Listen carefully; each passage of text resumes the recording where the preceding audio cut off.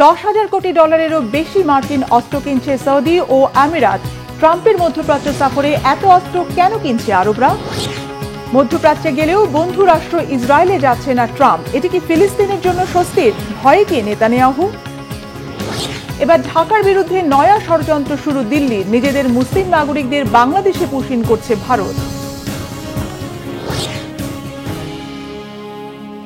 আসসালামু আলাইকুম, দেখছিলেন Bangla vision world news headline.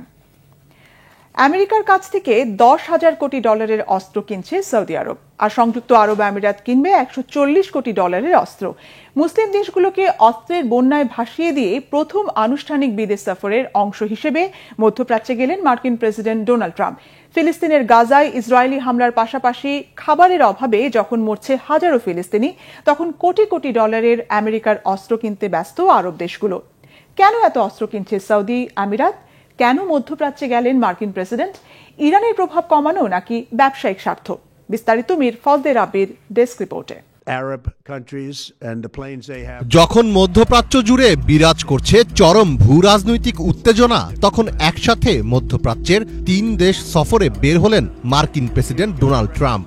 দ্বিতীয় মেয়াদের প্রথম বড় আন্তর্জাতিক সফর মধ্যপ্রাচ্য দিয়েই শুরু করলেন ট্রাম্প। এই সফরে সৌদি আরব, কাতার ও সংযুক্ত আরব আমিরাতে একাধিক বৈঠকে যোগ দেবেন তিনি। সফর চলাকালীন ট্রাম্প ফিলিস্তিনকে রাষ্ট্র হিসেবে স্বীকৃতি দিতে পারেন এমন গুঞ্জন মধ্যপ্রাচ্যের কূটনৈতিক মহলে ঘুরপাক খাচ্ছে। মধ্যপ্রাচ্যের কূটনৈতিক সূত্রের দাবি, ট্রাম্প এমন একটি ঘোষণা দিতে পারেন যাতে যুক্তরাষ্ট্র ফিলিস্তিনকে একটি স্বাধীন রাষ্ট্র হিসেবে স্বীকৃতি দিবে। তবে বাস্তবতা হলো ফিলিস্তিন নয়, বরং মধ্যপ্রাচ্যের ধনী দেশগুলোতে অস্ত্র বিক্রি ও বিনিয়োগের দিকেই বেশি নজর দিচ্ছেন ট্রাম্প। ট্রাম্পের এ সফরের আগেই বিলিয়ন ডলারের অস্ত্র ও সামরিক সরঞ্জাম বিক্রির চুক্তি অনুমোদন করেছে যুক্তরাষ্ট্র, আর এসব অস্ত্র ক্রয় করবে মধ্যপ্রাচ্যের মুসলিম দেশগুলো। মঙ্গলবার সংবাদ মাধ্যম আল জাজিরার এক প্রতিবেদনে এ তথ্য জানানো হয়েছে। সংযুক্ত আরব আমিরাতের সঙ্গে প্রায় 1.5 বিলিয়ন মার্কিন ডলারের অস্ত্র ও সামরিক সরঞ্জাম বিক্রির চুক্তি অনুমোদন করেছে। প্রস্তাবিত চুক্তির অধীনে আমিরাতকে 6টি CH-47F চিনুক হেলিকপ্টার, F-16 যুদ্ধ বিমানের যন্ত্রাংশ এবং বিভিন্ন সামরিক সরঞ্জাম সরবরাহ করা হবে।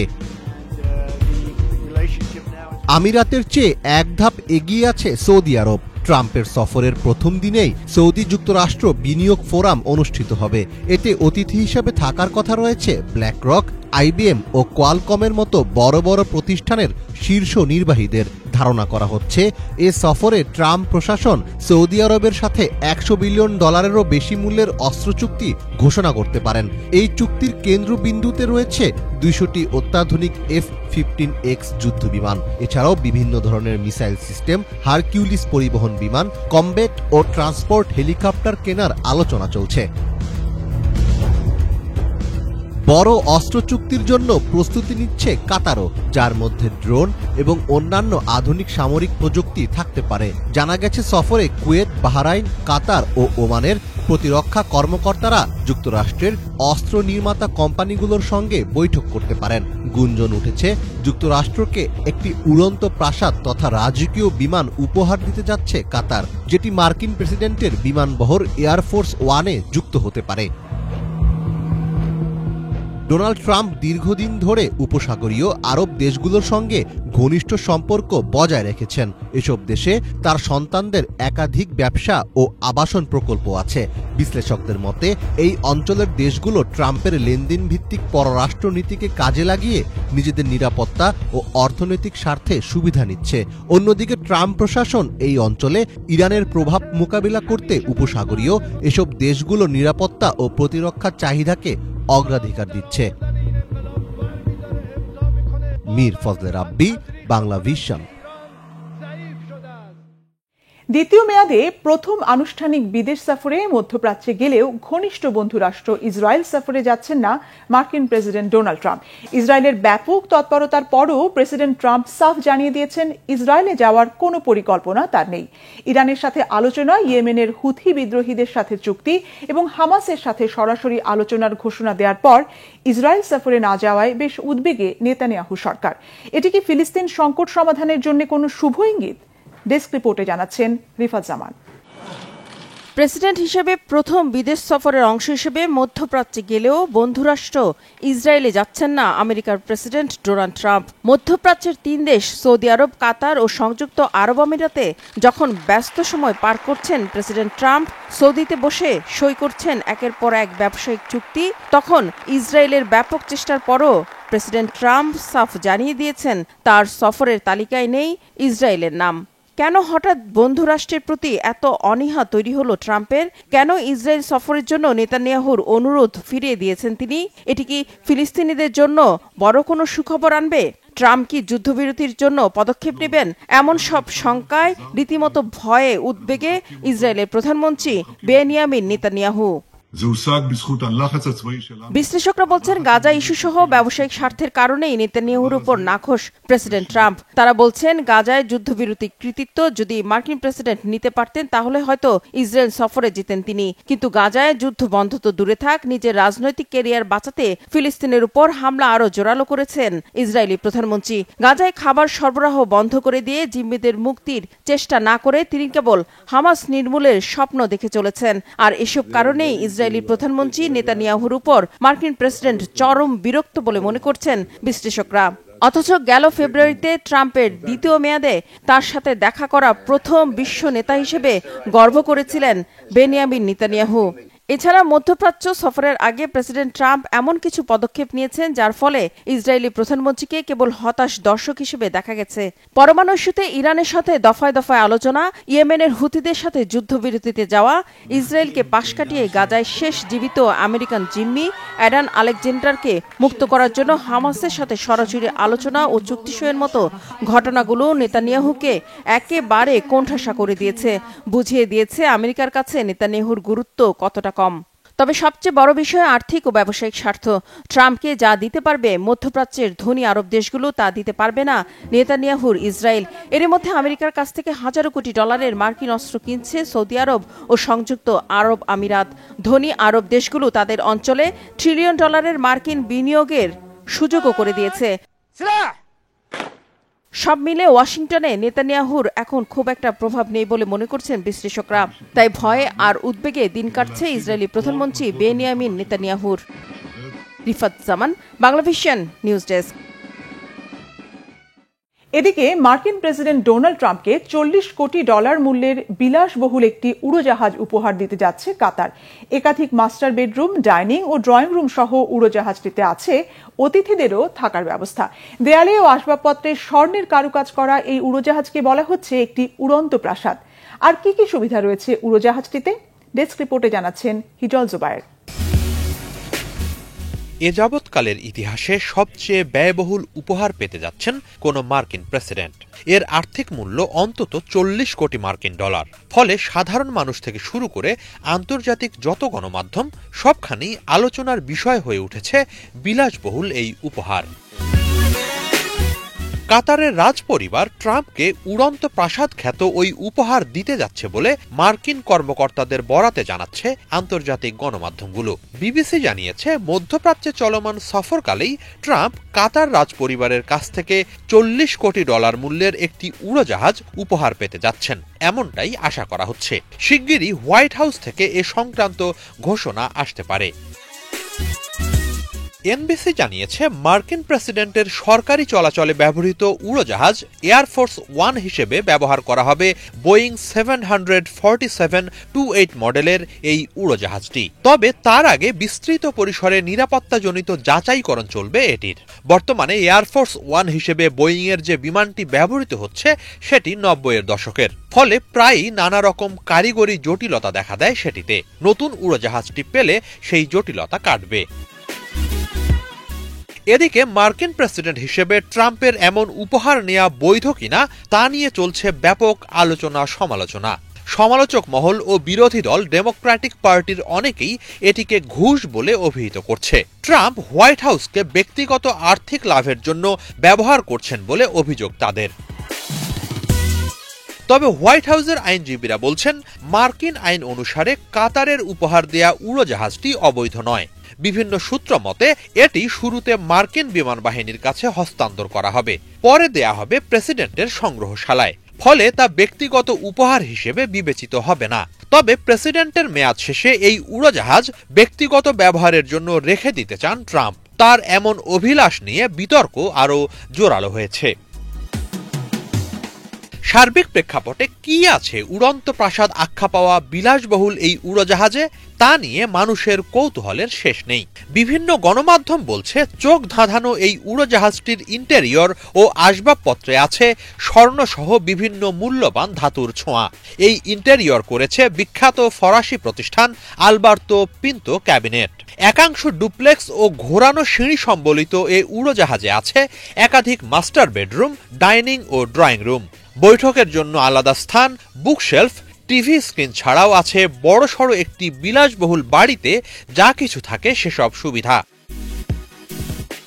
এতে আলাদা বেডরুম, বাথরুম সহ অতিথিদের জন্য আছে থাকার সুবন্দোবস্ত।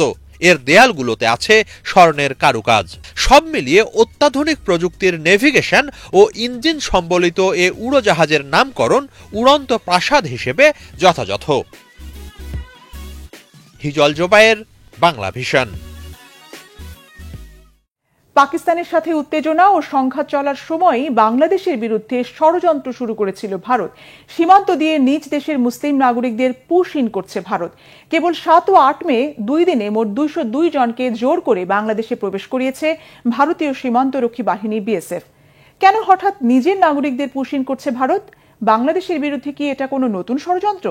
ডেস্ক রিপোর্টে আরো জানাচ্ছেন ইমরান মাহমুদ। সম্প্রতি সীমান্ত এলাকায় ভারতীয় সীমান্তরক্ষী বাহিনী বিএসএফ কর্তৃক বাংলাদেশে ভারতীয় নাগরিকদের জোরপূর্বক প্রবেশ করার ঘটনা উদ্বেগজনকভাবে বেড়েছে।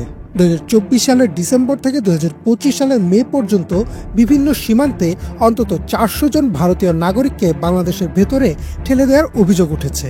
সর্বশেষ 9 মে পররাষ্ট্র মন্ত্রণালয় দিল্লিতে একটি কূটনৈতিক চিঠি পাঠিয়েছে, যেখানে অবিলম্বে এই পুশ ইন বন্ধের দাবি জানানো হয়। পাকিস্তানের সাথে চলমান উত্তেজনার মধ্যেই কেন পুশ ইন পন্থা বেছে নিয়েছে ভারত? বাংলাদেশ নিয়ে কি নতুন ষড়যন্ত্রে নেমেছে নয়াদিল্লি? বিজিবি মহাপরিচালক মেজর জেনারেল মোহাম্মদ আশরাফুজ্জামান সিদ্দিকী জানান, 7 ও 8 মে বিএসএফ 202 জনকে বিভিন্ন সীমান্ত দিয়ে বাংলাদেশে পুশ ইন করেছে। সীমান্তের এসব জায়গায় জনবসতি নেই, আর এই সুযোগেই এমন ঘটনা ঘটিয়েছে ভারত। 7 মে এবং 8 মে এই 2 দিনে 202 জনকে আমরা পেয়েছি, যাদেরকে এই বিএসএফ বিভিন্ন কর্নারে পুশ ইন করেছে এবং এমন জায়গায় যে জায়গায় জনগণ নেই, জনবসতি নেই সেরকম জায়গায়। এবং আপনারা জানেন যে সীমান্তের প্রত্যেকটি স্পট তো ফিজিক্যালি অকুপাই করে রাখা যায় না, তো যে জায়গাতে কেউ ছিল না এরকম সুযোগে পড়েছে। এখন প্রশ্ন উঠে, ভারত কেন এমন আচরণ করছে? 2024 সালে আওয়ামী লীগের পতন ও শেখ হাসিনাকে আশ্রয় দেওয়া নিয়ে শীতল হয় ঢাকা ও দিল্লির সম্পর্ক। ভারত ঐতিহাসিকভাবে আওয়ামী লীগের ঘনিষ্ঠ মিত্র এবং বাংলাদেশের অন্য কোনো দলের সঙ্গে তাদের সেই ঘনিষ্ঠ সম্পর্ক এখনো গড়ে ওঠেনি। এমন অবস্থায় সীমান্তে অস্থিরতা তৈরি করে ভারত বাংলাদেশ সরকারকে চাপের মধ্যে ফেলতে চাইছে কিনা তা নিয়ে বিশ্লেষণ প্রয়োজন। অন্যদিকে ভারতের আভ্যন্তরীণ পরিস্থিতিও বেশ অস্থির। মোদী সরকারের আমলে মুসলিম সংখ্যালঘুদের প্রতি বৈষম্য ও সহিংসতা বেড়েছে। নাগরিকত্ব সংশোধনী আইন বা সিএএ ও জাতীয় নাগরিক পঞ্জি বা এনআরসি কার্যক্রমের আওতায় লাখ লাখ মানুষ অবৈধ ঘোষণা হওয়ার ঝুঁকিতে রয়েছেন, বিশেষ করে বাংলাভাষী মুসলিমরা। অনেকেই মনে করেন এনআরসি তালিকা থেকে বাদ পড়া এই জনগোষ্ঠীকে বাংলাদেশি অনুপ্রবেশকারী আখ্যা দিয়ে সীমান্ত পার করে পাঠিয়ে দেওয়ার একটি পরিকল্পিত চেষ্টা চালাচ্ছে ভারত। এদিকে ভারতের সাথে পাকিস্তানের সাম্প্রতিক উত্তেজনা দেশটির অভ্যন্তরীণ জাতীয়তাবাদী রাজনীতিকে চাঙ্গা করতে ভূমিকা রাখছে। পাকিস্তানকে ঘিরে যুদ্ধংদেহী অবস্থানের ছায়ায় মোদী সরকার আবারও দেশবিরোধী ও বাংলাদেশি অনুপ্রবেশকারী রূপে মুসলিমদের চিহ্নিত করে রাজনৈতিক সুবিধা নিতে চায় কিনা সেটাও প্রশ্ন সাপেক্ষ। ভারতের সব প্রতিবেশী দেশের সঙ্গেই বর্তমানে সম্পর্ক টানাপোড়েনপূর্ণ। নেপাল, শ্রীলঙ্কা, চীন কিংবা মালদ্বীপ সব দেশেই ভারতের আধিপত্য বিস্তারের চেষ্টা জনরোষ সৃষ্টি করেছে। এমন অবস্থায় ভারত কি সত্যিই তার অভ্যন্তরীণ সংকট সমাধানে বাংলাদেশকে বলির পাঠা বানাতে চাচ্ছে? উত্তর এখনো অস্পষ্ট। তবে প্রশ্ন থেকেই যাচ্ছে, এই পুশিন কি নিছক সীমান্ত দুর্ঘটনা, নাকি এটি কোনো বৃহত্তর ষড়যন্ত্রের অংশ? ইমরান মাহমুদ, বাংলাভিশন। জঙ্গিদের ঘরে ঢুকে হত্যার হুমকি দিয়েছেন ভারতের প্রধানমন্ত্রী নরেন্দ্র মোদী। দাবি করেছেন, কঠিন আঘাত হেনে পাকিস্তানের সেনাদের সবক শিখিয়েছে ভারতের সশস্ত্র বাহিনী। জাতির উদ্দেশ্যে ভাষণের পরদিন মঙ্গলবার পাঞ্জাবের আদমপুর বিমান ঘাঁটি সফরে গিয়ে এমন হুমকি দিলেন ভারতের প্রধানমন্ত্রী মোদী। বলেছেন, যারা জঙ্গিদের মদদ দেবে তাদের একই চোখে দেখবে ভারত। মোদী আরও বলেছেন, জঙ্গিদের ভরসাস্থল পাকিস্তানি সেনাদের ছাড়খাড় করে দিয়েছে ভারত। বুঝিয়ে দেওয়া হয়েছে, পাকিস্তানে এমন কোনো ঠিকানা নেই যেখানে স্বস্তিতে থাকতে পারবে জঙ্গিরা। অপারেশন সিঁদুরের আওতায় ভারতের ড্রোন আর ক্ষেপণাস্ত্র হামলার আতঙ্কে পাকিস্তানি সেনারা কয়েকদিন ঘুমাতে পারবে না বলেও কটাক্ষ করেছেন প্রধানমন্ত্রী মোদী। লিবিয়ার রাজধানী ত্রিপোলিতে আবারও ব্যাপক সংঘর্ষ হয়েছে। এক প্রভাবশালী মিলিশিয়া নেতাকে হত্যার পর শহরে তীব্র গোলাগুলি ও সহিংসতা দেখা দেয়। পরিস্থিতি আরও উত্তপ্ত হওয়ার আশঙ্কা রয়েছে। নাগরিকদের ঘরে থাকার নির্দেশ দিয়েছে লিবিয়ার স্বরাষ্ট্র মন্ত্রণালয়। বিস্তারিত ডেস্ক রিপোর্টে। উত্তর আফ্রিকার দেশ লিবিয়ার রাজধানী ত্রিপোলিতে ফের ভয়াবহ সংঘর্ষ শুরু হয়েছে। এক প্রভাবশালী মিলিশিয়া নেতাকে হত্যার পর শহরে তীব্র গোলাগুলি ও সহিংসতা শুরু হয়। এমন পরিস্থিতিতে নাগরিকদের ঘরে থাকা ও বাইরে অপ্রয়োজনে চলাচল না করার নির্দেশ দিয়েছে লিবিয়ার স্বরাষ্ট্র মন্ত্রণালয়। পরিস্থিতি আরও খারাপ হতে পারে বলে আশঙ্কা করা হচ্ছে।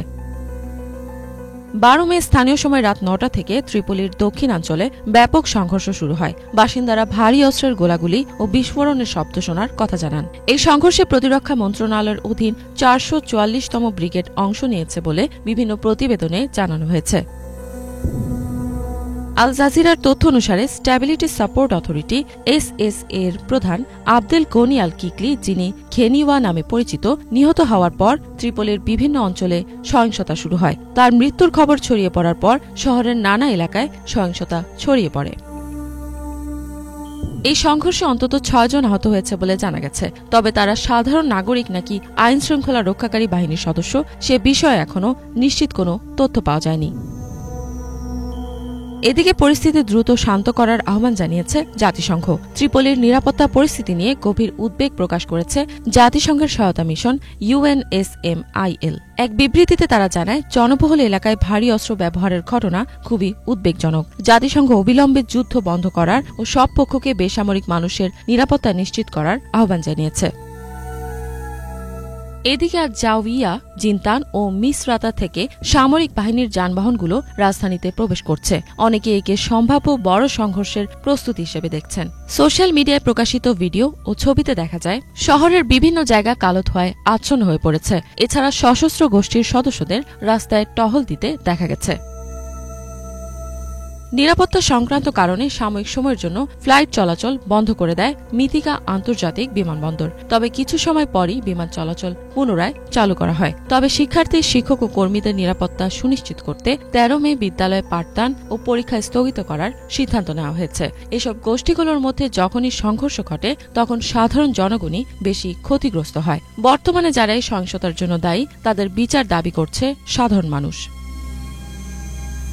অন্যদিকে হাসপাতাল, মেডিকেল সেন্টার ও সংশ্লিষ্ট বিভাগগুলোকে সর্বোচ্চ প্রস্তুতিতে থাকার নির্দেশ দিয়েছে স্বাস্থ্য মন্ত্রণালয়, যাতে কোনো জরুরি পরিস্থিতিতে দ্রুত সাড়া দেওয়া সম্ভব হয়। 2011 সালে লিবিয়ার সাবেক শাসক মুয়াম্মার গাদ্দাফি ক্ষমতাচ্যুত ও নিহত হওয়ার পর দেশটির রাজনৈতিক অস্থিরতা ও সহিংসতার মুখে পড়ে। ন্যাটো সমর্থিত বিদ্রোহের পর লিবিয়ায় বিশৃঙ্খলা ছড়িয়ে পড়ে, যা দেশটিকে ব্যাপক অস্থিতিশীল করে তোলে। এরপর থেকে লিবিয়া দুটি আলাদা অঞ্চলে বিভক্ত হয়ে পড়ে, যেখানে পূর্ব ও পশ্চিমাঞ্চলে সরকার ও বিভিন্ন মিলিশিয়া গ্রুপ তাদের নিজেদের নিয়ন্ত্রণ প্রতিষ্ঠা করে। দেশটিতে এখনও প্রতিদ্বন্দ্বী রাজনৈতিক দল, মিলিশিয়া গোষ্ঠী ও সামরিক বাহিনীর মধ্যে ক্ষমতার জন্য লড়াই অব্যাহত রয়েছে, যার সর্বশেষ উদাহরণ ত্রিপোলির এই সংঘর্ষ। ইফাত জাহান, বাংলাভিশন। এই ছিল আজকের মতো। সাথে থাকায় ধন্যবাদ।